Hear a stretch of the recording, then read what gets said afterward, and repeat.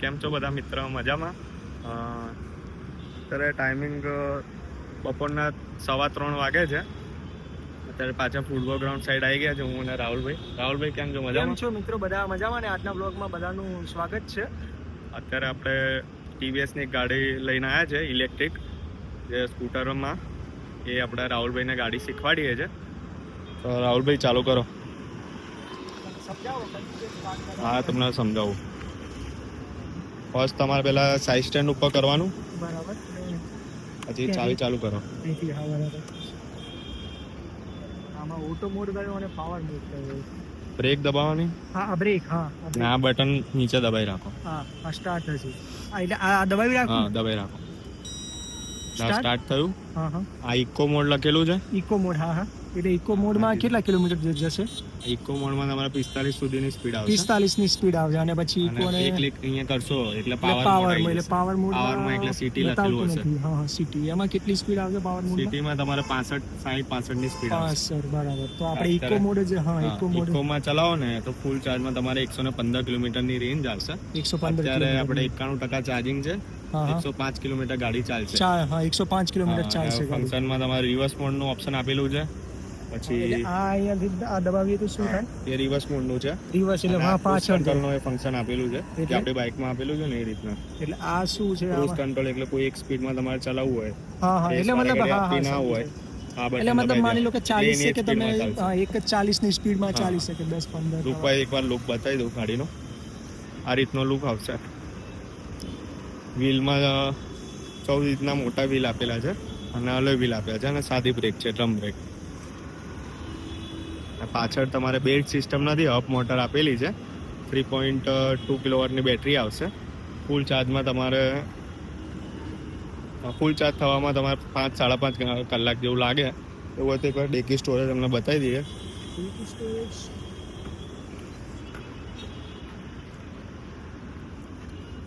કઈ રીતે છે?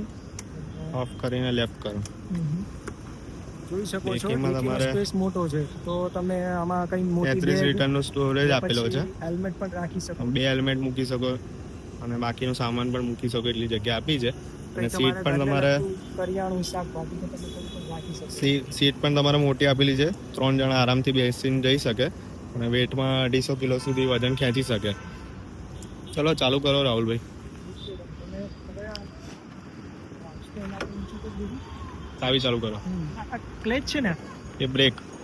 આમાં ક્લચ ના આવે, બાઇકમાં ક્લચ આવે. સ્ટાર્ટ કર્યું આપણે.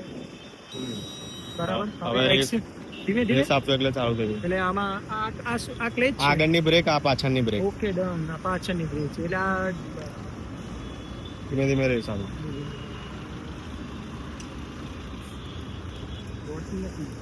હા, આપતો કરો. જશે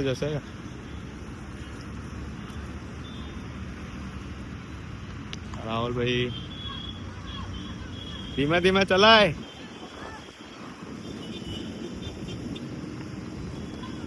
પાછળ બેસી જવું એવું હોય તો પાછળ બેસી જવું એવું કરું. હું બેસી જવું ને પાછળ. પાછળ બેસી જા. બરાબર. તો મને પણ થોડો કોન્ફિડન્સ આવે.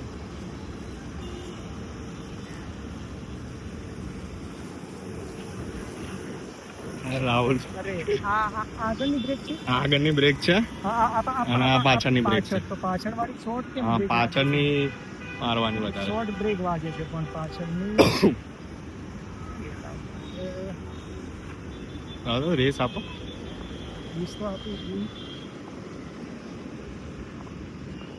આજે ફૂટબોલ ગ્રાઉન્ડમાં લોકો છોકરાઓ ક્રિકેટ રમે છે. બપોરના ટાઈમમાં પણ છોકરાઓ ક્રિકેટ રમે છે. ઘરે બેસતા નથી. અત્યારે સ્ટડી કરવાનો ટાઈમ છે તો પણ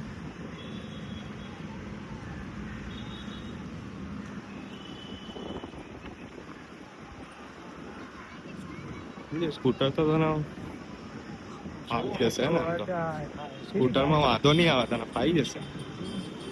એકદમ સ્મૂથ ચાલે. એકદમ સ્મૂથ છે. જીપીએસ વાળા હોય તો તમે પણ એકવાર ચલાવી શકો છો ગાડી બહુ. અને ટીવીએસના શોરૂમ પર વિઝિટ કરી શકો છો અમદાવાદના કોઈ પણ લોકેશન ઉપર. તો ગાડી હું ફર્સ્ટ ટાઈમ જ ચલાવી હતી એટલે સારી અહીંથી ચાલે. વળેલે આગળથી વડાવી લઉં. ગ્રાઉન્ડ જુઓ અત્યારે છોકરાઓ ક્રિકેટ રમી રહ્યા છે તો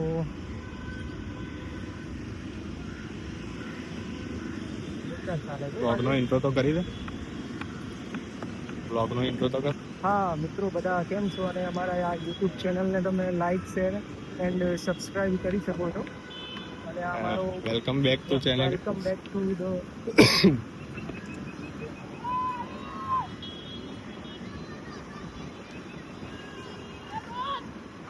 ફાઈ ગઈ યાર, રાહુલભાઈને તો ગાડી ચલાવતો ફાઈ ગઈ.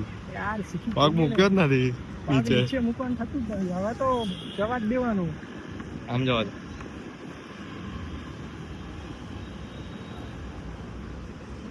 મસ્ત છે બાકી હવે લેવું પડશે આપણે, એવું લાગે છે ઋતિકભાઈ હમ. તમે થોડોક સપોર્ટ કરો તો આપણે ગાડી લઈ લઈએ. આવો લઈ લઈએ.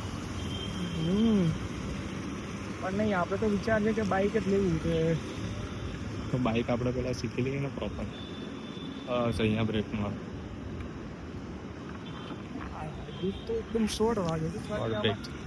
નવી જ ગાડી. બંધ કરી દઉં? હવ.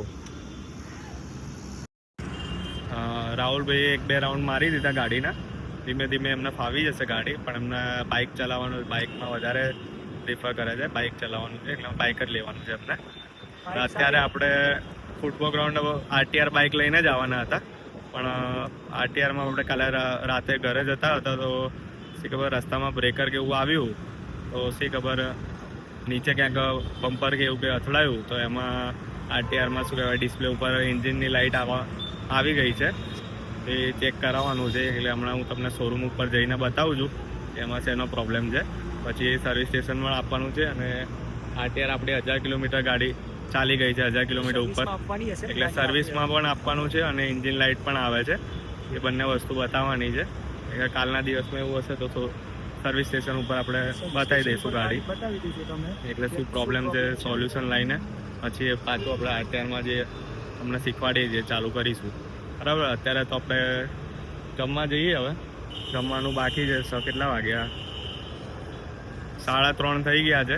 એટલે હવે અત્યારે જમવા જઈએ, ત્યાં તમને જઈને બતાવીએ કે શું કહીએ છે, જોઈએ. હવે અત્યારે રસ્તામાં જઈને વિચારીએ કે એમાં શું છે તો તમને બતાવીને તમને. કે આ તમે શું છે હોટલમાં સારી હોટલ લાગે યા પછી હા. રેસ્ટોરન્ટ. અને અત્યારે જઈએ છીએ હમ તો અમે તમને બતાવીએ છીએ કે એમાં શું છે. એટલે અત્યારે હવે આપણે જોઈએ છે કે શું કહેવાય, અત્યારે પાછો આજે એટલો શું કહેવાય તાપ પણ છે નહીં, અને આજે મોસમ મોસમ પણ સારો છે. તો છોકરાઓ ક્રિકેટ રમી રહ્યા છે અહીંયા. અને આજે મારે રજા હતી, ભાઈને ચાલુ છે તો મારે આજે એ ભાઈને મારે રાહુલભાઈને એટલે આજે રજા હતી, એટલે પછી આજે બ્લોગ બનાવવાનું વિચાર્યું. હવે નાઇટનો બ્લોગ પણ આવશે, 1-2 દિવસમાં નાઇટનો બ્લોગ પણ અમે શૂટ કરવાનું વિચારી રહ્યા છે. તો તમને બ્લોગ સારો લાગ્યો હોય તો લાઇક શેર અને સબસ્ક્રાઈબ કરી દેજો. અત્યારે હવે આપણે ત્યાં જઈને બતાવીએ. યુટ્યુબ ચેનલને તમે સપોર્ટ કરી શકો છો. હા. તો અને તમને બ્લોગ કેવા લાગે છે કેવા એ તમે કમેન્ટમાં અમને જાણ કરી શકો છો. હા. અને તમે કહો એ રીતે અમે બ્લોગ પણ બનાવીએ. હા, તમે કોમેન્ટ કરજો તો અમારે સજેશન હોય તે અમે એ પ્રમાણે પણ બનાવીશું બ્લોગ. ચલો રાહુલભાઈ જઈએ. ચલો મિત્રો હવે અમે જઈએ છીએ જમવા માટે. જ્યાં સારું એવું લોકેશન હોટલ કે એવું દેખાય ત્યાં આપણે જઈએ છીએ. તો વિચારેલું જ છે ક્યાં જવાનું છે, ત્યાં જઈને આપણે મળીએ. ત્યાં સુધી તમે ટાઈમ લેપ્સ એન્જોય કરો.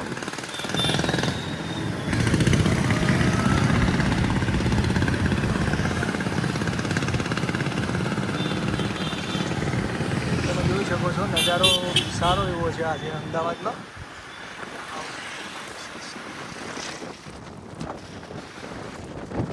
પવન પણ ફૂલ જાઓ.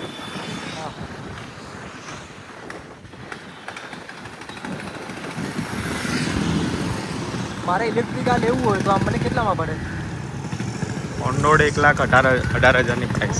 બાઇક કરતાં પણ મોંઘું છે તો બાઇક જ લેવાય આપણે તો યાર. આ તો બહુ મોંઘું છે. ત્યારે હવે પેટ્રોલ મોંઘું થાય છે એટલે ઇલેક્ટ્રિક વધારે લેવે છે લોકો. હા હા, પેટ્રોલના ભાવ પણ વધી ગયા છે.